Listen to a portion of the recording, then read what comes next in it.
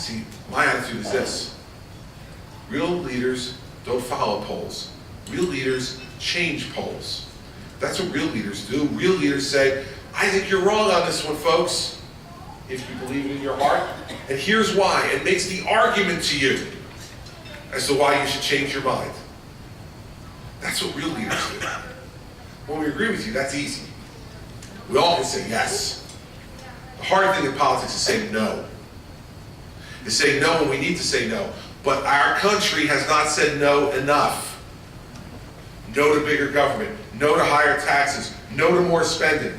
No to piling trillions of dollars of debt on our children and grandchildren.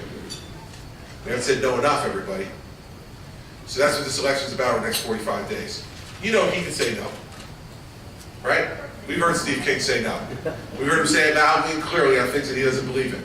We also heard him say yes to fighting for the things that he does believe in. That's the kind of leader you want in Washington, D.C. representing you. Not that you're always going to agree with everything, but that you look him in the eye and you know he's a man of character. You look him in the eye and you know he's going to tell you the truth. You look him in the eye and you know he's going to stand for what he believes in.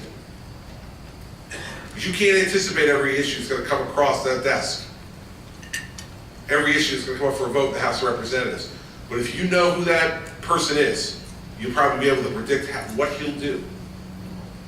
Those are the kind of leaders we need. So I'm here to support Steve King today because he's one of those leaders. Not because I agree with every word that comes out of Steve's mouth, nor does he agree with every word that comes out of mine. That shouldn't be the litmus test. I tell people in New Jersey all the time, you're looking for the perfect candidate to vote for? Look in the mirror. You're the only person you agree with all the time. So,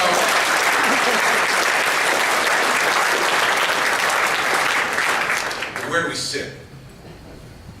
What are our core beliefs? Who will we stand up for? And how will we fight? How do we choose those fights? And how do we wage those battles? That's when you decide who you want your leaders to be. I'll tell you this, I made my decision. That's why I endorsed Mitt Romney a long time ago. Not because I agree with every word that comes out of his mouth, but because I believe we need fundamental change in Washington, D.C. And I believed then and I believe now that he is the best man who made himself available to defeat the President of the United States. And so with 45 days left, it's not time to get weak in the knees, everybody. It's not time to play Hamlet. Not time to wonder what we should be doing. And it's not time to play, amateur campaign manager. It's time to fight for someone who we believe will help to change Washington. Mitt Romney is one of those people, in my opinion. I hope it is in yours. I hope you'll fight for him here in Iowa. But so is Steve King.